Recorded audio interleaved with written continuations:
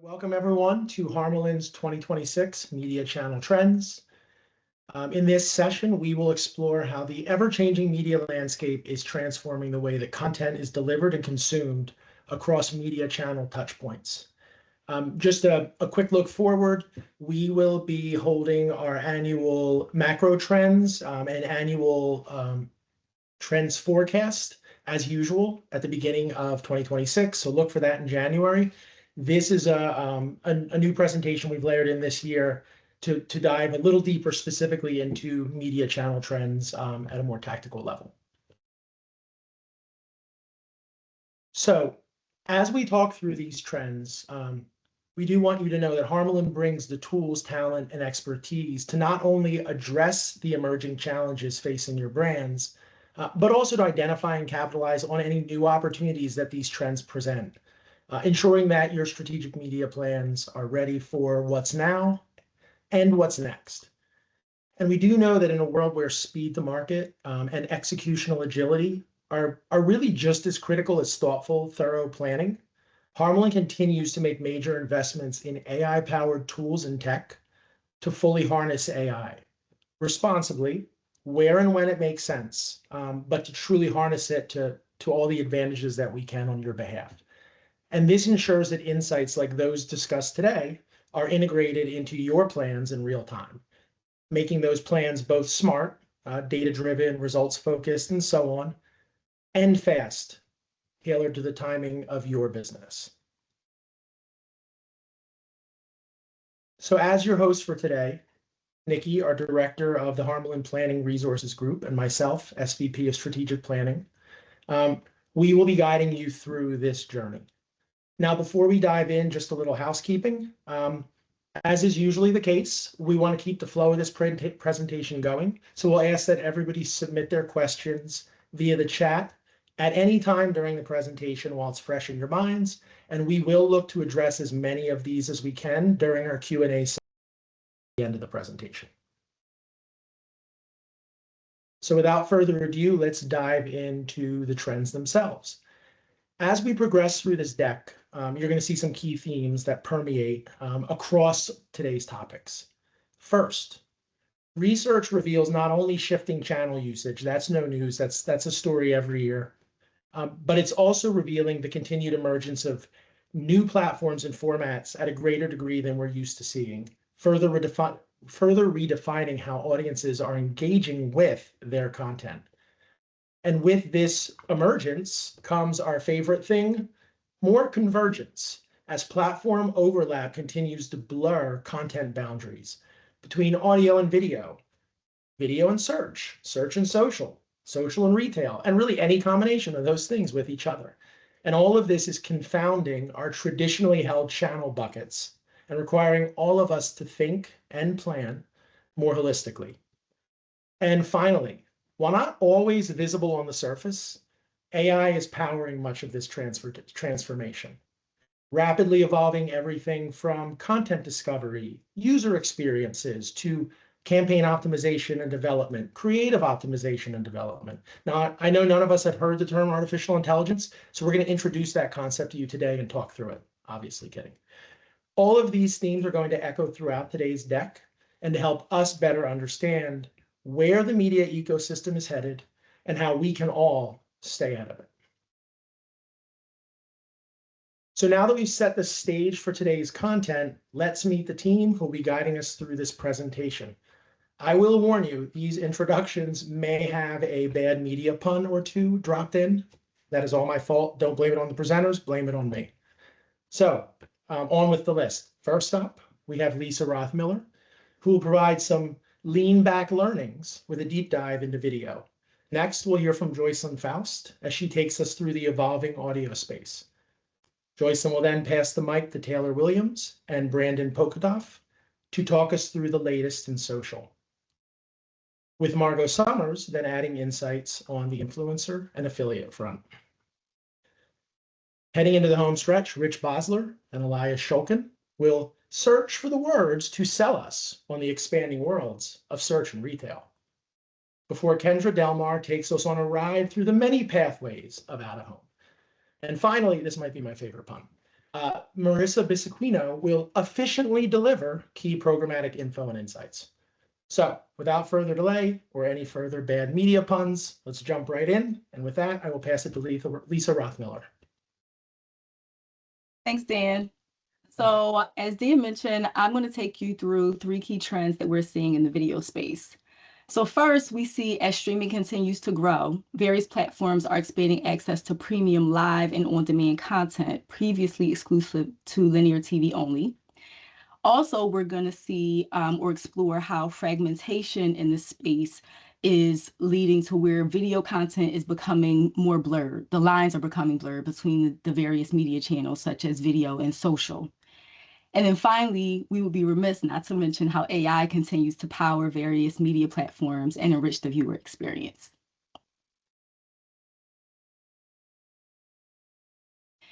So in the video space, specifically within the streaming landscape, you may hear various terms that can be hard to keep up with, right? So let's review some of these so that we're all aligned as we go through this section. So you may hear acronyms such as SVOD or AVOD, and this just means subscription video on demand or ad-supported video on demand. And the AVOD space is where we all love to live. Also within that AVOD sphere, there are fast or free ad-supported TV channels like Tubi or Roku channel. And then you have your vMVPDs, which is really just equivalent to your typical linear cable or satellite providers, but just in a digital version. And then we have a hybrid of some of the platforms as well.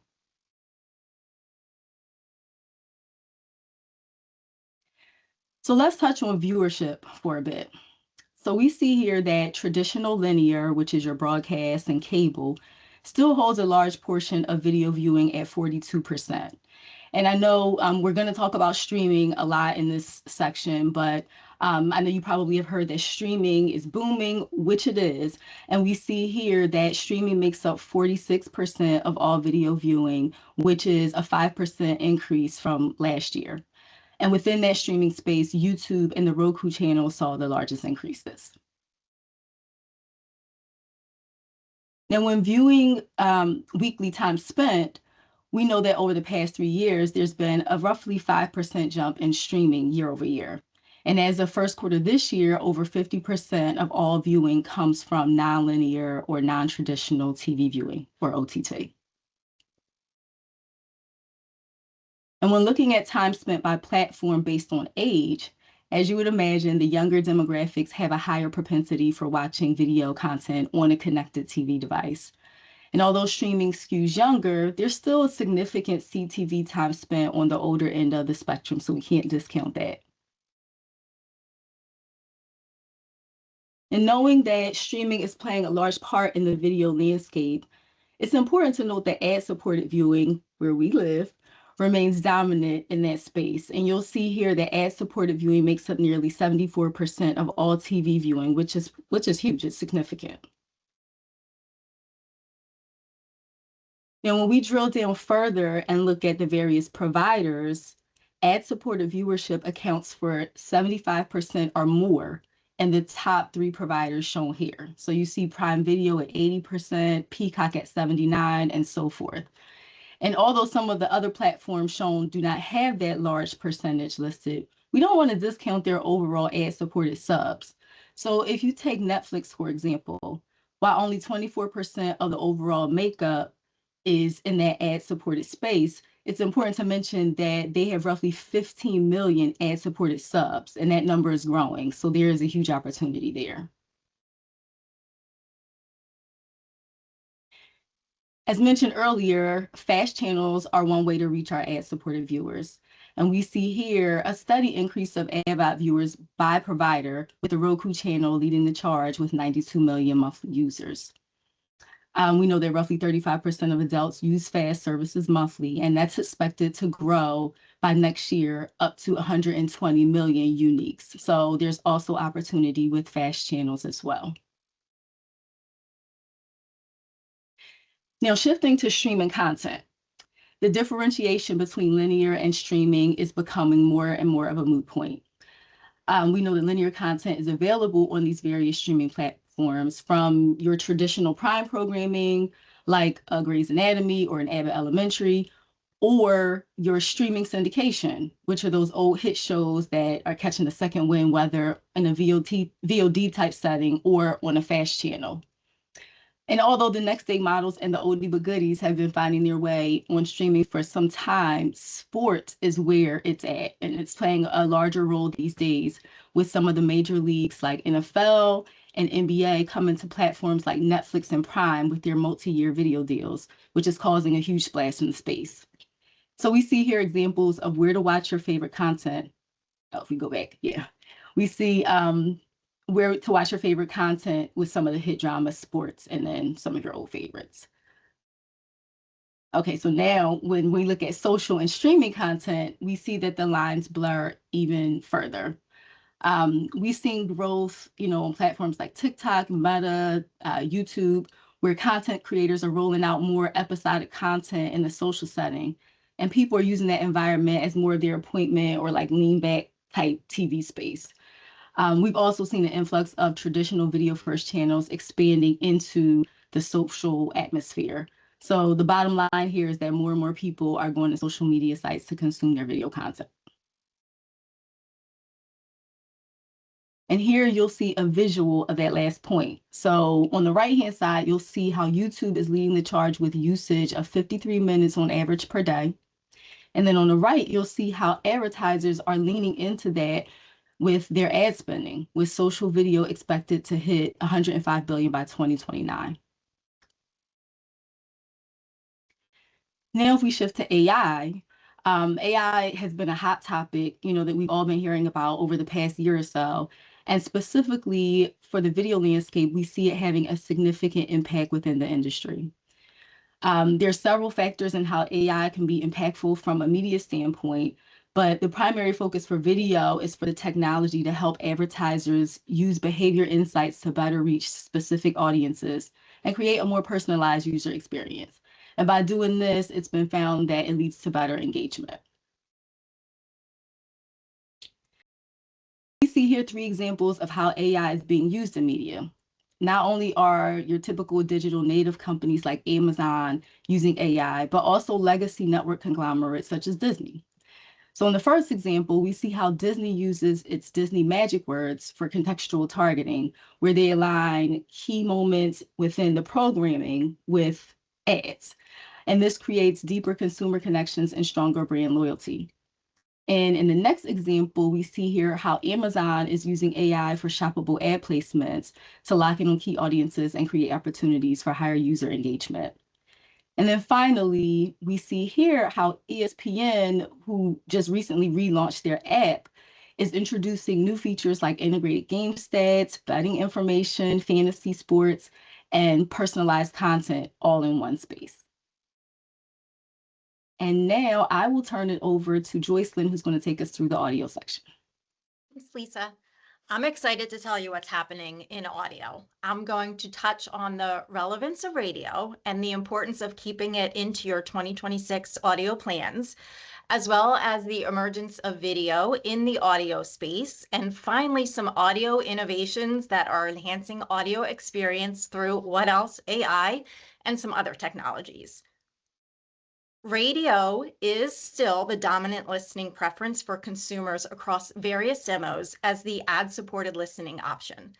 And even as younger audiences turn to podcasts, they are still listening to the radio. More than half of the audio listening is done through ad-supported means, and radio is still on top. On the next slide, you will see that while Spotify leads the streaming platforms, most of those listeners are paying for the ad-free version. So if you look at the ad-supported version only, it puts them more in line with Pandora and Amazon Music's share of listening. Podcasts are growing, and it continues to grow, and video podcasts have gained popularity. Spotify and YouTube are in fact racing to dominate this video space. 32% of podcasts are viewed on a smart TV, and over 30% of those watch via YouTube. And with over 250,000 video podcasts on Spotify alone, it's no wonder that over 85% of US podcast listeners watched their podcast. Hosts are attracting new, younger audiences that are drawn to this watchable content. Shows like The Joe Rogan Experience and Call Her Daddy offer video feeds. And let's look at a recent episode of New Heights, over 9 million views in its first 12 hours of release. Okay, so Taylor might have had something to do with it, but it still proves the point. It shows that the lines between the video and audio podcasts are blurring. Now, most radio stations do offer a daily audio podcast of various shows, but they're not resting on sound alone. They too are evolving.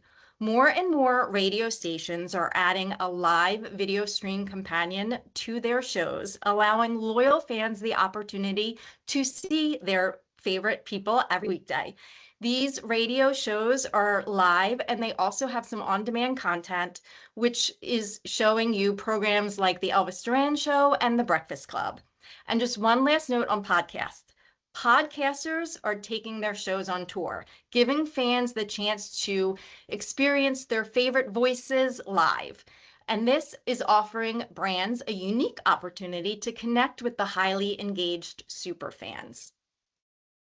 Other emerging trends include in-dash video, as well as an ad tier with SiriusXM.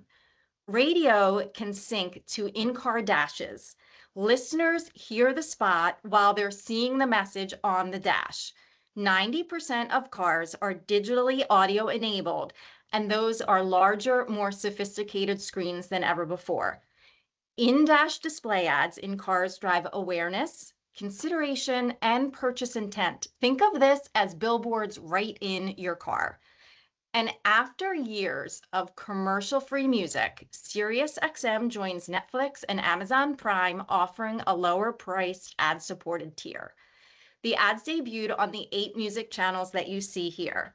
And a side note for any Howard Stern fans, he's not going anywhere anytime soon and still provides great opportunity for live reads. And on the horizon for SiriusXM, we have some more advanced targeting and improved measurement and attribution for advertisers, which segues nicely into the next slide. Not only does AI allow for some more personalized recommendations and playlists for listeners, but it's also going to provide more optimized campaigns for advertisers. AI can assist in the creation of a spot. From creating voiceovers to the perfect background track, AI can help advertisers fine-tune the sound and message for their audio ads. And what's next with audio? Well, we're paying attention to these growth areas on the next slide. Wearables. Wearables are so much more than fitness trackers. They have audio capabilities that have just opened up a whole new world for advertising. Imagine a whisper from my watch telling me that the dress that I had my eye on at Boscov's last week is now on sale, or that Dollar Coffee is back from Wawa. And some out-of-home digital signage now has Bluetooth speakers, which can trigger more personalized messages when someone walks by that connected device. Suppose my phone told me that my Paris baguette reward points can be doubled today on any pumpkin menu item. Yum. And it's only a block away. Smart appliances, they are getting even smarter. Many can already respond to voice commands from Alexa. So how long until my washing machine tells me about a new laundry detergent? The rise of innovation is exciting, and we cannot wait to see. Actually, in this case, we cannot wait to hear how these areas emerge and push the boundaries of sound. And now I'm turning it over to Brandon for social. Awesome. Thanks, Jocelyn. To social we go. We're diving into 3 key trends shaping the social space. Intelligence, the artificial kind, of course. Emerging platforms, what's new and where users and advertisers are flocking. And social search and shopping. What a mouthful. Social is driving purchases now more than ever, but the big question, how do we get our users to stop and shop? Before we dig into intelligence, let's take a look at where our users are spending their time. Adults 18 to 24 are by far the most active users with 150 minutes daily on social, which is roughly the same length of the movie Inception or a flight from Philly to Jacksonville.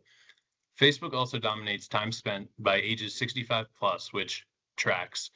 The most unique age range is 35 to 54, which is in a transition phase, but balancing some of the older skewing platforms like Facebook with some of the newer platforms like TikTok.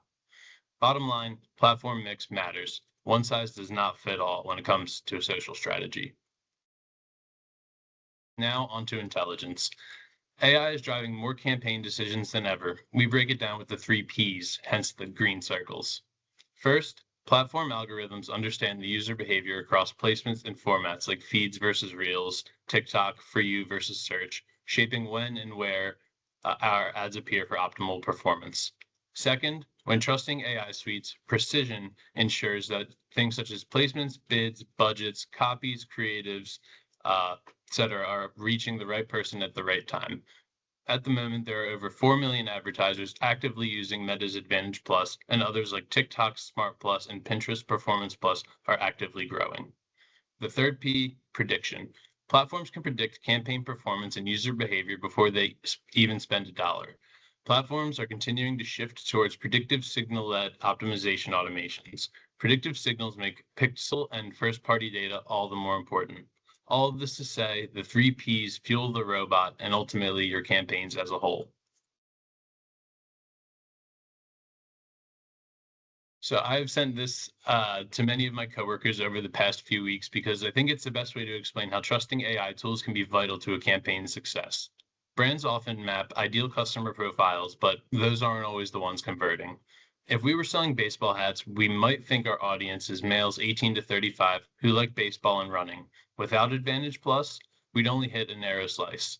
But with Advantage Plus, AI blends what we know with what it learns, finding hidden buyers like a woman shopping for a sun hat or buying in bulk for a shelter, or a 50-year-old man who gardens.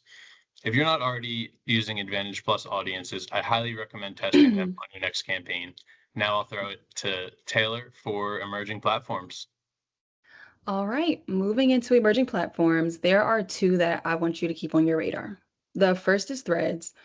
Threads is Meta's newest platform. This was released in 2023, and it's a direct competitor to Twitter, X, also known as Twitter. And it is growing fast. It is projected to surpass X by US users by 2027. Users can sign up with their Instagram login, and advertisers can also run campaigns with the same formats that they're currently using on their Instagram and Facebook campaigns. All we need is to simply toggle on the Threads option. Moving into Reddit, Reddit is experiencing rapid growth in both users and time spent on the platform. And what really sets Reddit apart from the other platforms are the communities, which consist of literally anything you can think of, from parenting tips to true crime. And in these communities, users are able to interact with people that share the same passions and interests as them. So for brands, that means we can connect with users where they're already invested. And as far as social has been, social's now shifted from where we just scroll on platforms to the starting point of many consumer journeys. So as shown in this chart, users are now going to TikTok and Instagram for quick visual answers instead of traditional search engines like Google or Bing. For us, that's a direct line to consumer decisions inside the platforms that they already are on and already trust.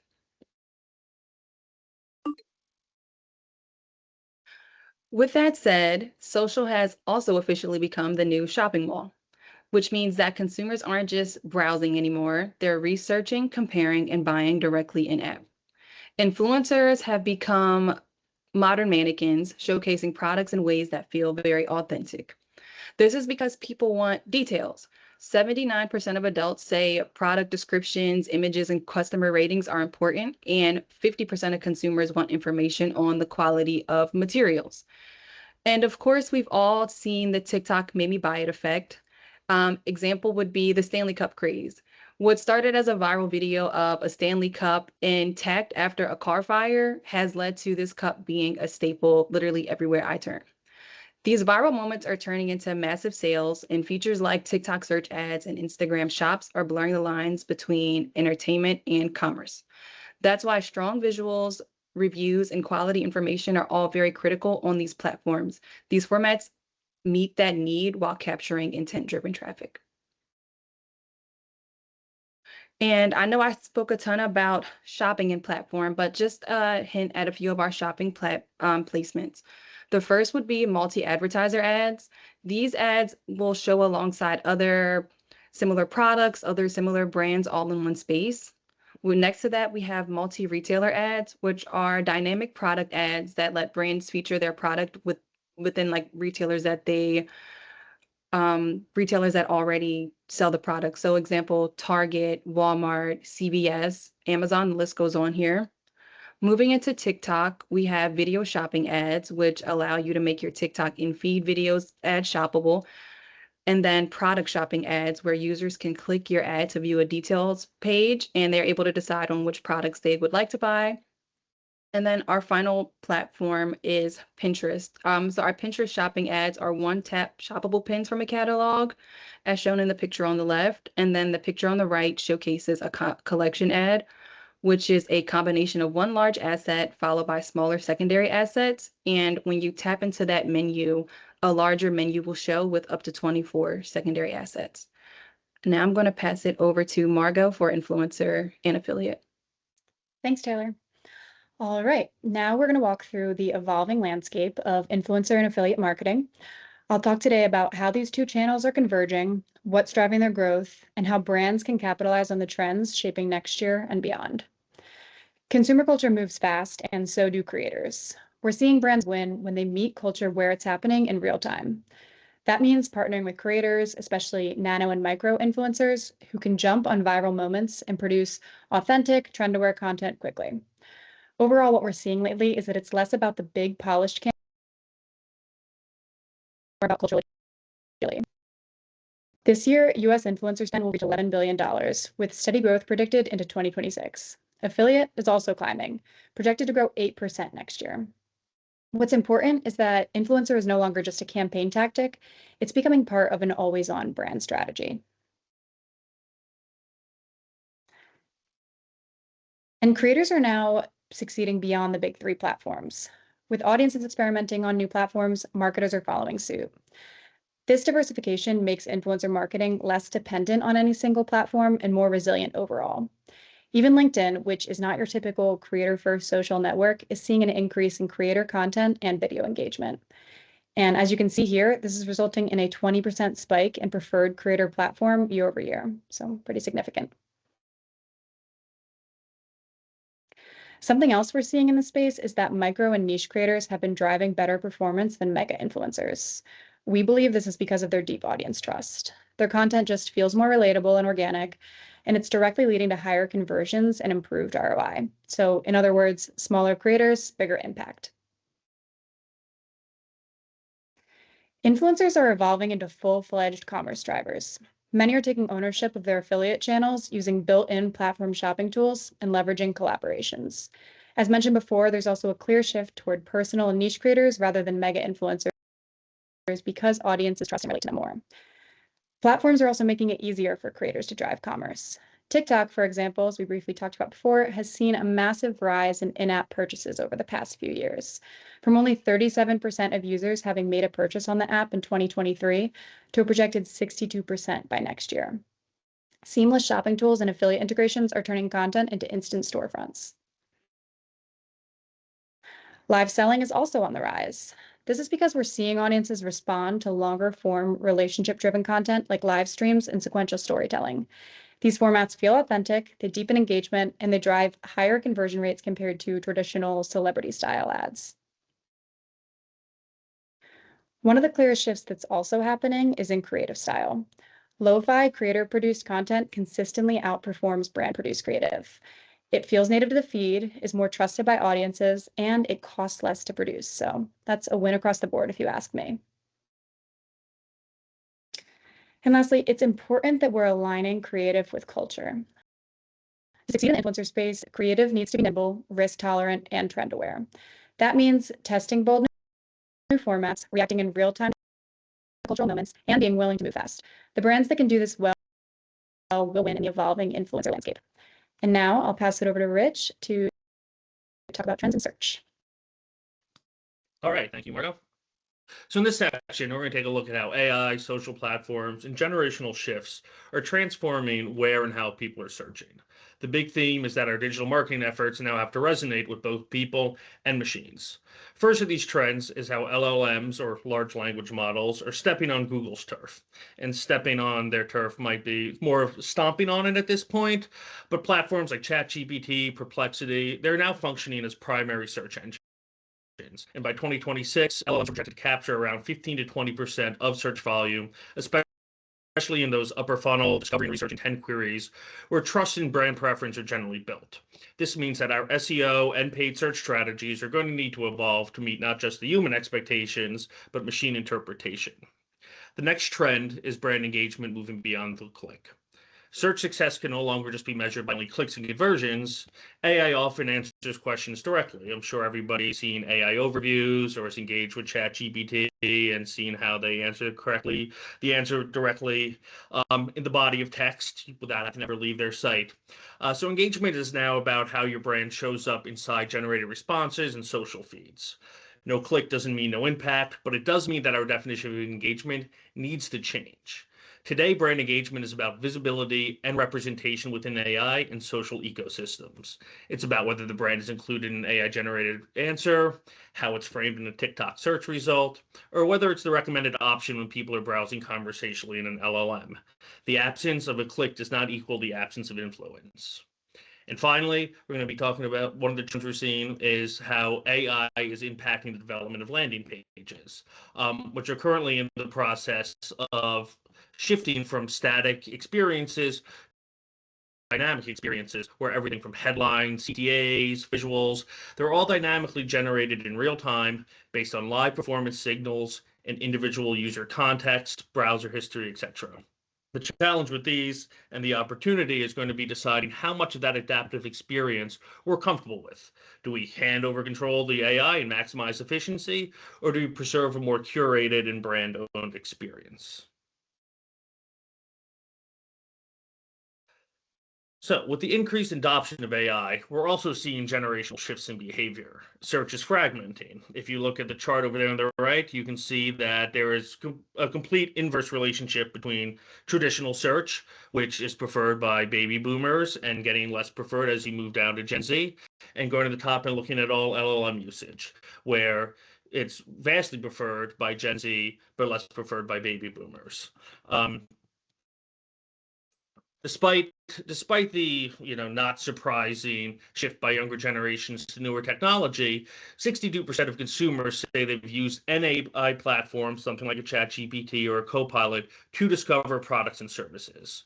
It's no longer a one-size-fits-all, and search plans are going to start looking really different based on your industry, your product or service, and your target audience. It's going to be a much bigger puzzle, and the challenge we're all going to have is trying to fit all those pieces together in a way that achieves our business goals. So when we talk about shifting preferences over to LLMs, ChatGPT, there's usually some fear that comes with that about, well, how is that going to affect budgets? How's that affecting market share? I mean, the truth is that large LLMs are taking away Google and traditional search's market share, but the entire pie is growing.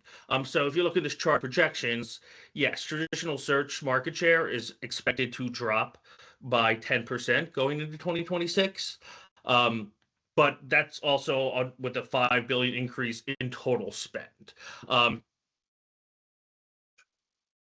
So basically, yes, LLMs are the fastest growing and expected to double in revenue next year, but traditional search isn't going anywhere and is only expected to get bigger. And finally, I want to jump back for a second to the beyond the click, which we discussed earlier, and discuss how feedback loops that are going to evolve as AI becomes increasingly more mainstream and used more for discovery and as a decision-making tool. Everything that we put into market, ads, landing pages, blog posts, videos, white papers, social posts, it isn't just going to be speaking just to consumers anymore. It's going to be feeding those AI models. Every impression, every video view, every click-through, every engagement signal is a data point that LLMs are going to be learning from. Over time, these signals are going to help the models decide which brands to prioritize, which ones to recommend, and even which ones to exclude in their generators. That means that marketing performance now influences AI comprehension and not just human perception.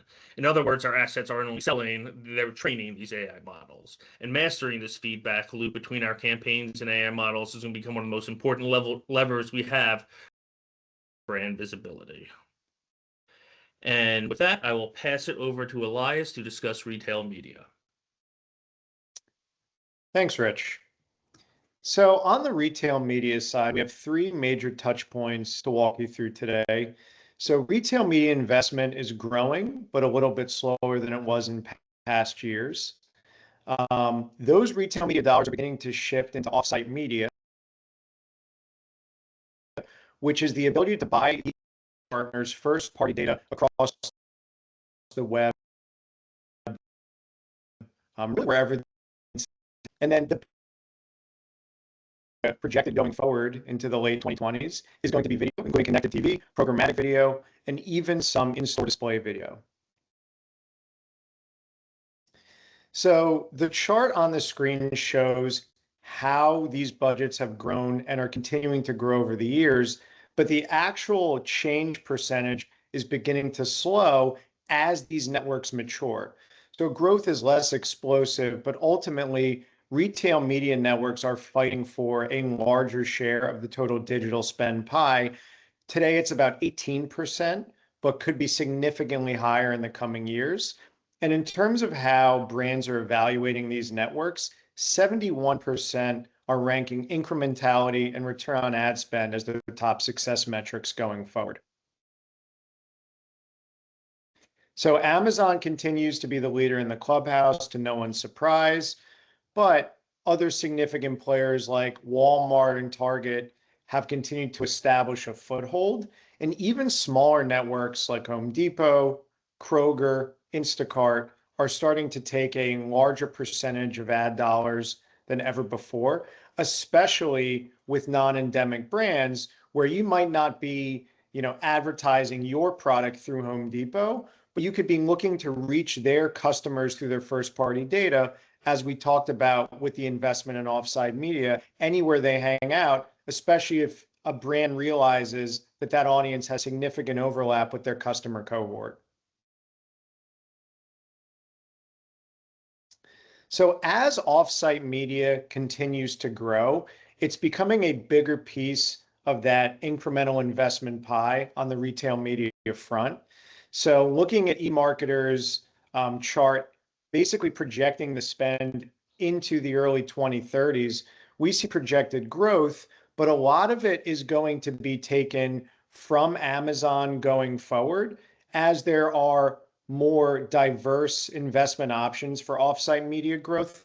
And this media is very reliant on first-party data sets. So as attribution improves, we will likely see a higher comfort level for brands being able to advertise across different networks, even if they're not an endemic advertiser or selling directly on that platform. And now we get to video. So this is the single biggest investment area in terms of technology for a lot of these major retailers, including Amazon, where this is really how they're deploying AI as well. So when you have brands that have limited creative options, for example, AI is able to then retrofit these videos to different formats across the web through programmatic video, through offsite media buys. And this is inclusive of connected TV, media buys through top streaming networks, and even some in-store media when we think about, for example, Walmart's partnership with Vizio. So you can really close the loop on attribution, tying media clicks to those in-store sales. And I thought this was a really interesting stat. 60% of these US CPG buyers are saying that the big blind spot is measurement. So I believe that once that attribution loop has been closed to some extent, these brands will feel more comfortable investing in these richer format videos across the board, including offsite media.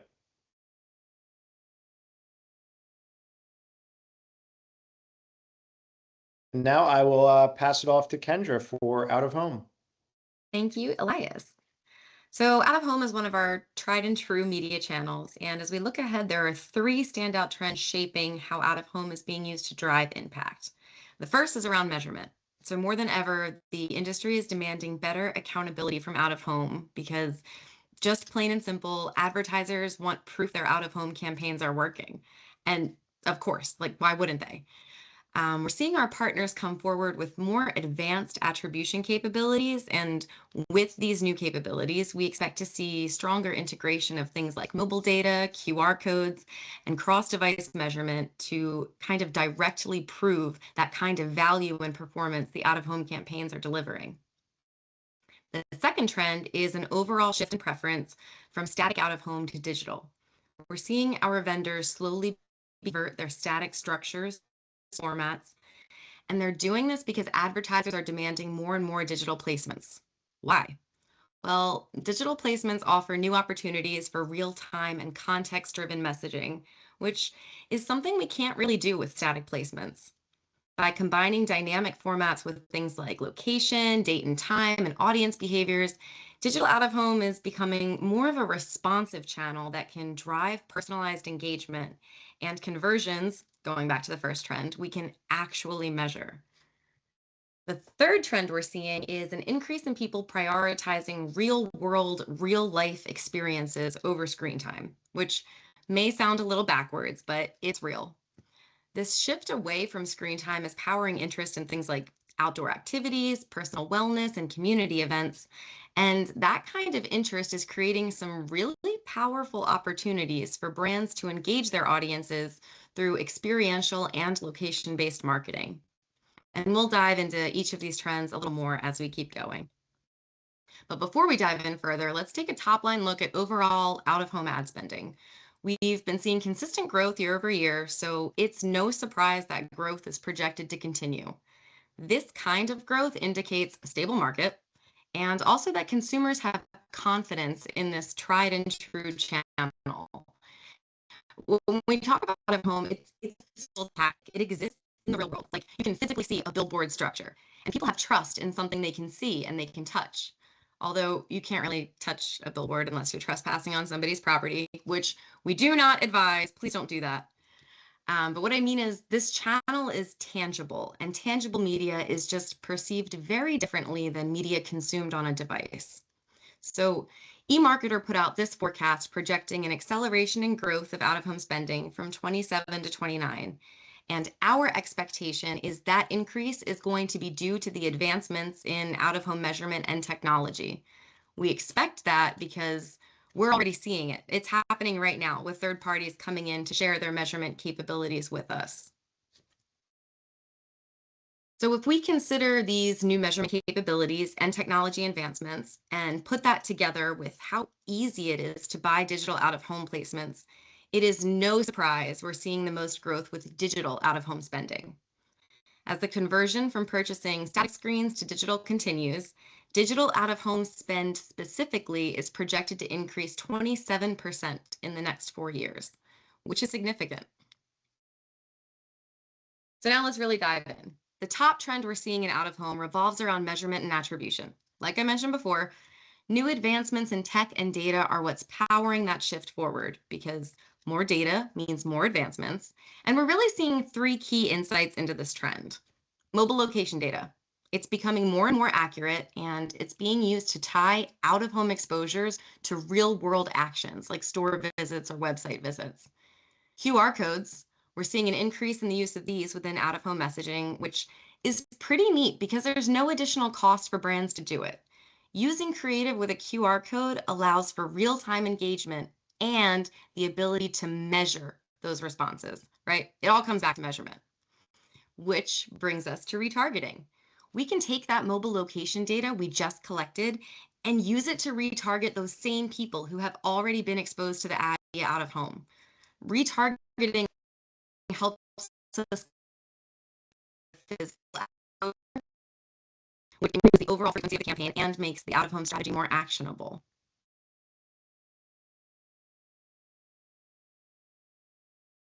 So now the question is, how do we take all this data we collected and make it make sense? How do we digest it and how do we apply it? The answer is we partner with third-party third-party organizations who combine the data with real-time tracking to measure lifts and things like foot traffic, app engagement, and conversion. This is what we want. This is it. Like, these are actionable metrics. There's a handful of third parties who have already come to the forefront with this type of measurement technology. We've got Foursquare, Street Metrics, and Reveal Mobile, just to name a few.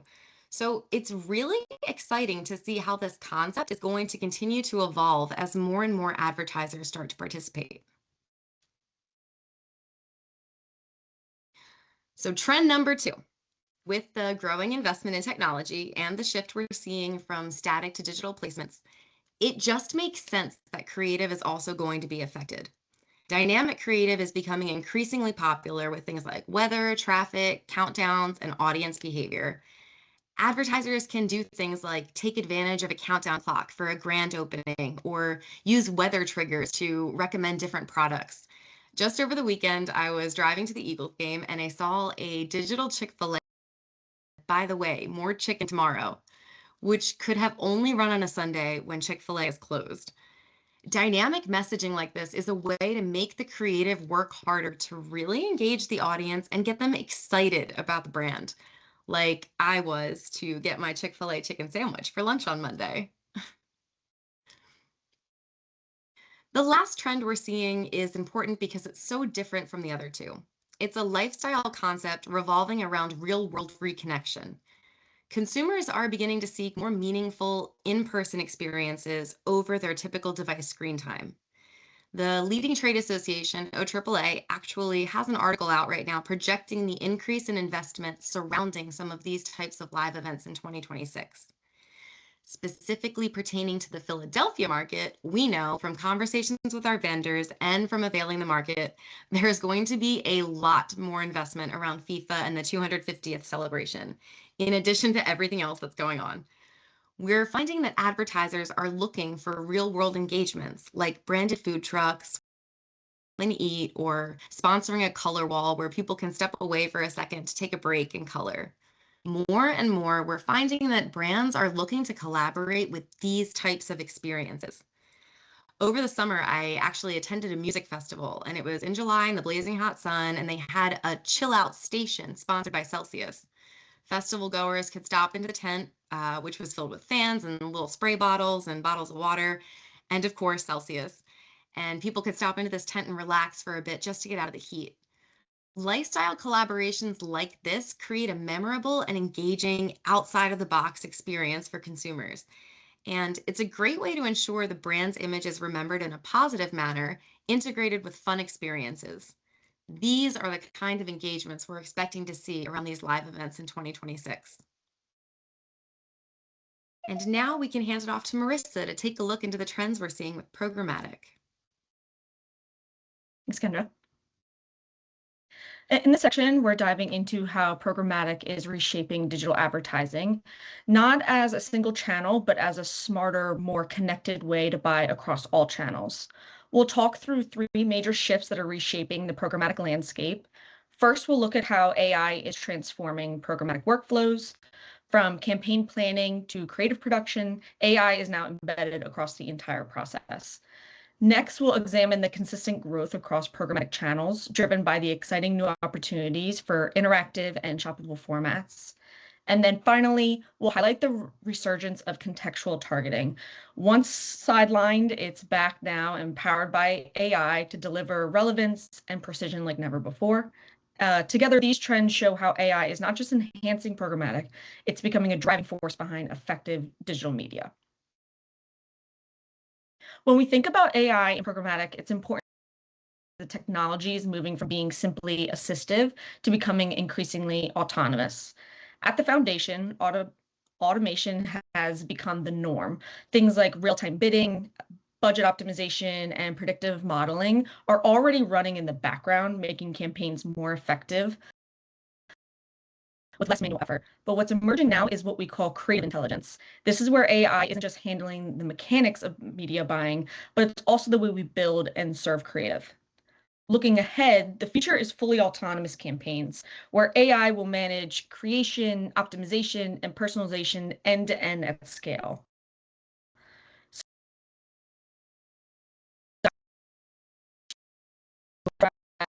efficiency to creativity to full autonomy.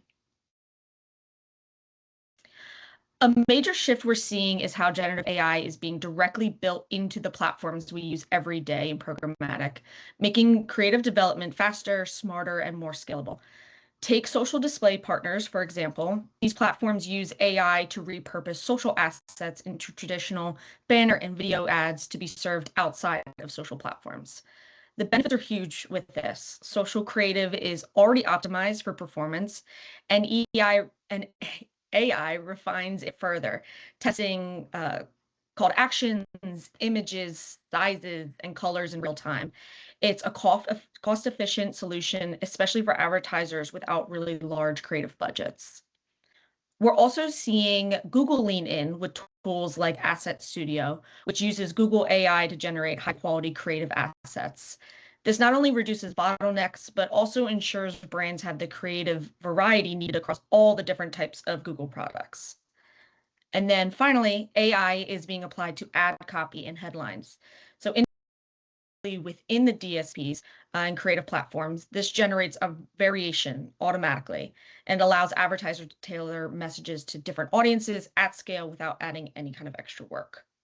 So the role of AI in creative is shifting in a big way. It's no longer just helping optimize campaigns after launch. It's becoming a core partner in the creative process itself, helping campaigns move faster, perform smarter, and connect more personally.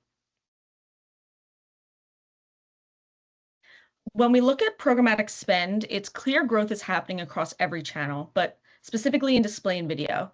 Digital video is leading the charge with CTV ad spend alone projected to hit $44.5 billion in 2025. Growth is being driven by the rise of interactive formats across CTV, but also retail media, audio, and out of home.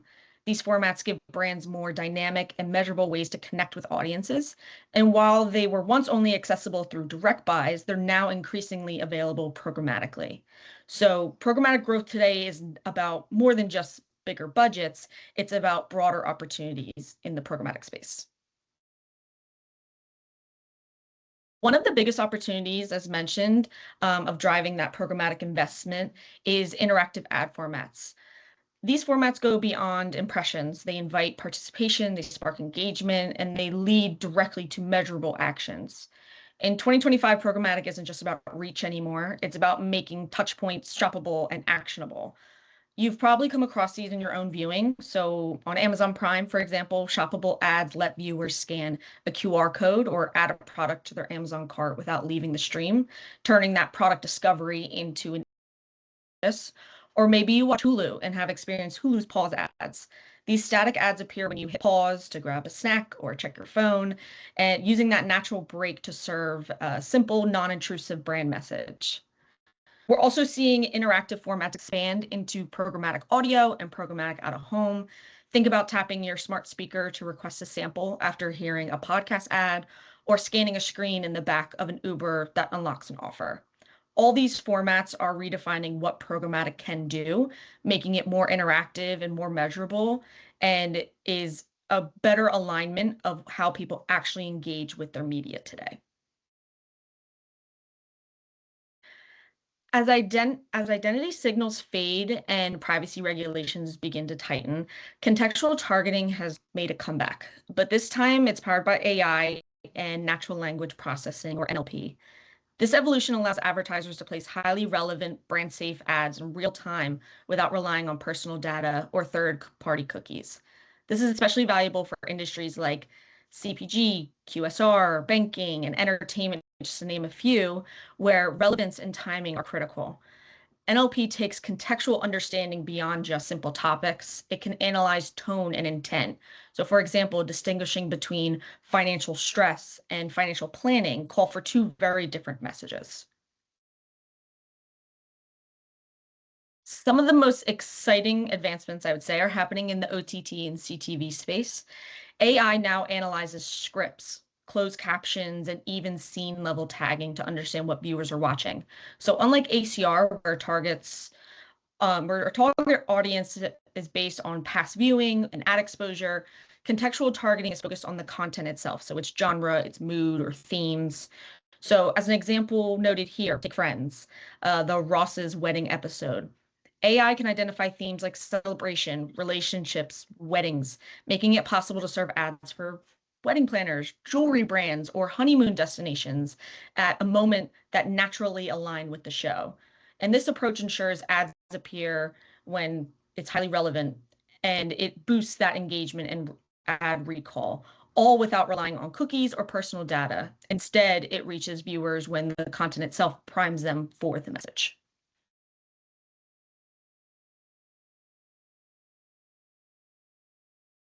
And that's it for programmatic. So I'll hand it over to Nikki for final thoughts.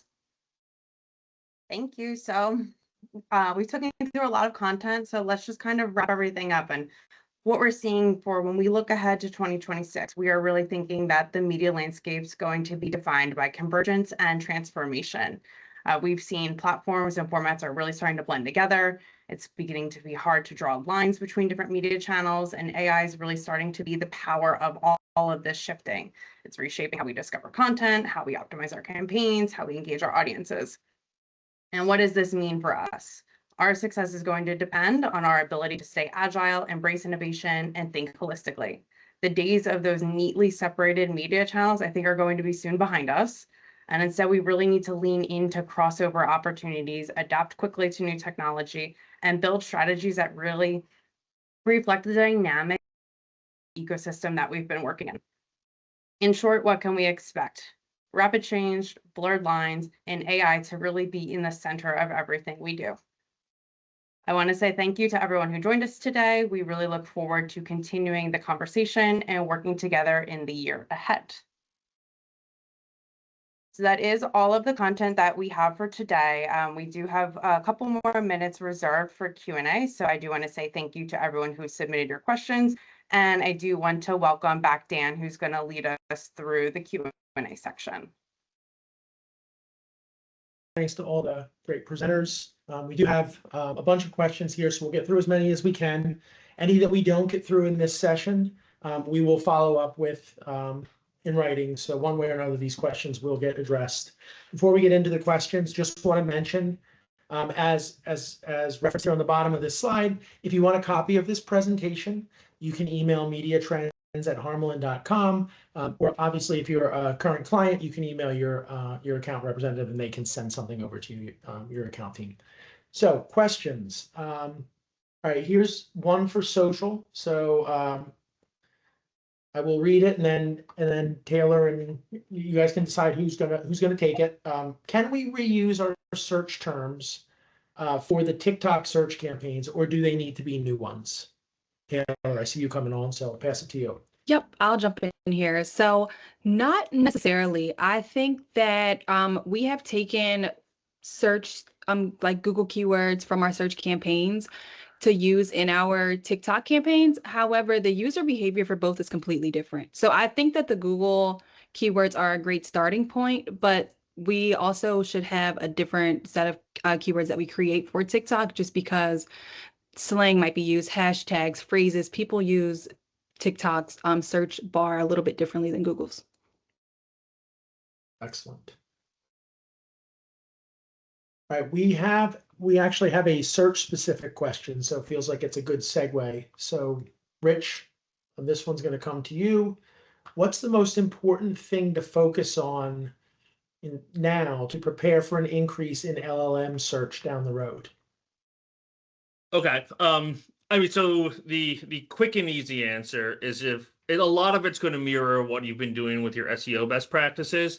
So if you feel like you're in a good place with your SEO, you're probably off to a pretty good start with the LLMs. But really, it's about kind of auditing the assets through the lens of machine. Like, so are your pages structured in ways that are clear, authoritative, semantically strong? Are you following schema best practices? Is the content well organized? Do you use natural language? And beyond the content element of it, you got to be thinking about your ads, your landing pages, how they're performing. Do you have good engagement rates? Do you have strong CTRs? Any type of positive user behavior is going to be sending those signals that reinforce credibility in these machine learning models. And then finally, it's really just going to be like experimentation. right now there's no really good third-party platform to help you with this. So you're gonna have to be actually like getting your hands dirty and digging into these different platforms and going through the user journey as a consumer was, and see which competitors are coming up, where you're coming up, where the gaps are, and where you want to be. And look at it like an iterative process, because they're going to be constantly changing. So you're going to want to test new content and see how that changes in terms of your results. So it sounds like a lot of the core best practices that have been in place for being effective at search are still there, plus some new ones that are being figured out. Very much so. Like I said, if you have good SEO right now and you're comfortable with your SEO process, you should be in a strong place. It's really going to be that marriage of that SEO with your other ad tactics. That's kind of going to be the new thing. Awesome. Thank you. All right, here is a video question. And actually, we have two from this viewer, so we'll do them right in a row. One's video and then one's audio. So Joycelyn and Lisa, be at the ready. Starting with you, Lisa. What effect has the longer form social media site consumption had on YouTube time spent or engagement? Oh, well, we actually touched on that a little bit earlier. So we saw that out of all of the social platforms that have that long form video content, YouTube is leading the way with time spent at, I believe it was 53 minutes per day on average. Okay, so it seems like they're still viewing YouTube plus these other areas. And it'll be interesting to look at as the younger viewers get older, does that move to TikTok or do they do both? Yeah, it will be. Okay, and then from this the same viewer, what are the restrictions related to in-dash ads, Joycelyn? So the audio ads, can they run at all, display only, to not distract driving, no audio, and so on? That is a great question, which, yeah, don't want to distract from driving. So right now, it depends on the quality of your dash, but the most you can get is a static visual ad. Some can allow for a logo. Some dashes aren't as sophisticated and it's just a text. Scrolling text is as, fancy as it gets right now in terms of like movement. Most of it is going to be a static ad, so it shouldn't be too distracting. So we're not looking at having interactive OTT style Right, ads. it's more like a billboard, a standard billboard that is now on your car. So a permanent billboard that follows you in your car. Excellent.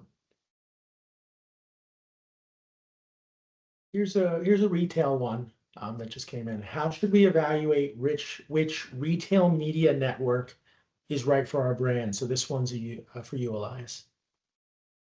Yes, I think ultimately, first and foremost, it's about audience fit. So essentially analyzing how much audience overlap there is, and then where these people hang out online. So you can get a sense from demoing these different platforms, the total size and scope of their reach. If you're comfortable with the costs, so if it's bought on a CPM basis or cost per click, if it's the search side of the platform, and then really just trying to determine what the goals are, if it's incrementality, if it's return on ad spend, and then just getting into the platform and seeing, does this have the options for the type of creative we have available? I think that's a great way to approach it. All right, out of home, Kendra. For the experiential types of tactics specifically, knowing that they're high impact and very personalized, but it's also important to measure. How are those generally being measured? How should they be measured? How would one, pull those into their measurement plan? Yeah, that's a great question. We touched on this a little bit. We partner with third-party measurement providers like Street Metrics and Reveal Mobile that I mentioned before. And these partners use location data to set a geofence or a radius around the activation site, and they collect the device IDs from individuals who were present during the actual experience. So they start by matching the device IDs collected at the activation, and they match them to real world outcomes like store visits or website traffic or app engagement. And that can help demonstrate the lift directly tied to the experience. And then we look at engagement metrics, And the reports will show us how many people we've reached, how long they stayed, and whether they came back. And that information gives us a deeper understanding of how the audience interacted with the campaign. And then we use all that finally, like we'll use those same device IDs to retarget those people. And that lets us follow up with attendees of the event through digital ads, which will reinforce the brand message and increase overall frequency across the campaign. So we're beyond just the picture of happy people showing that it was an effective campaign execution. It goes further than that. Yep. All right, I think we have time for just one more, and we have one connected to programmatic. And it seems like they're kind of related. So what are the cost savings benefits when using AI within programmatic? And then are there any drawbacks or trade-offs when you're leveraging AI within the programmatic space? If you want to kind of hit those both. I got a twofer. Yeah, so I would say mostly for the cost savings, I'll start there. I would say that there's a lot of ways to save with AI and programmatic, but two that I think have the largest impact or the most noticeable that advertisers see. So one being in creative, that was mentioned in today's session.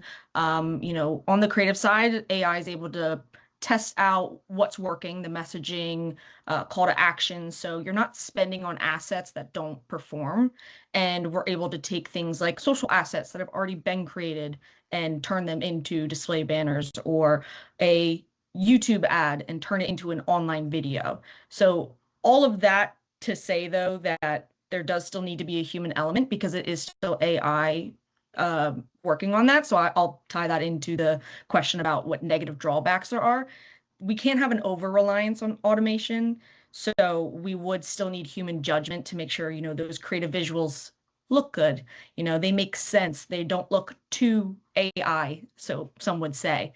And then also, I will say that for cost savings, another benefit is on the data side of things. So by leveraging AI for contextual or first-party targeting, advertisers don't have to rely as much on those expensive third-party audience data.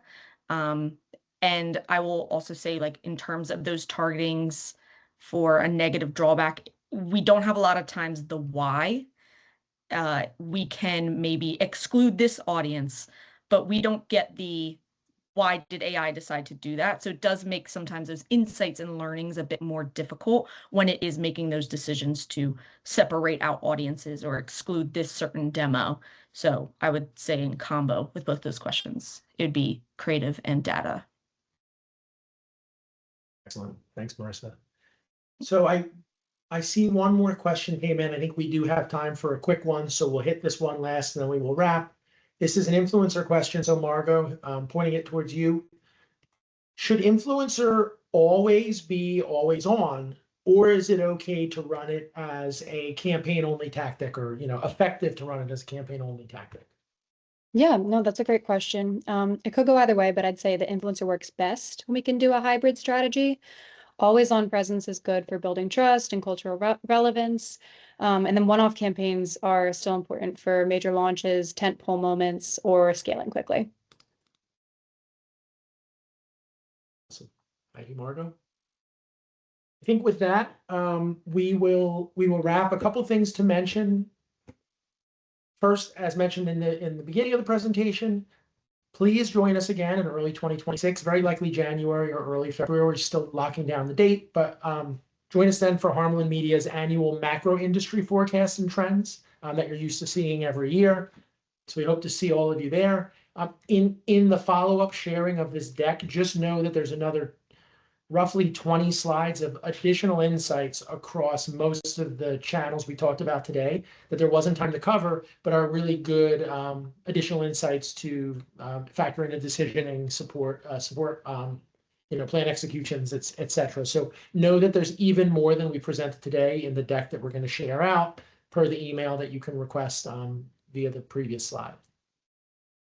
And I think with that, just want to thank our presenters for the great content today. I want to thank all of you for attending, and we look forward to hearing from you in follow-up and in early January for our annual macro industry forecast and trends. Have a wonderful day. Thank you.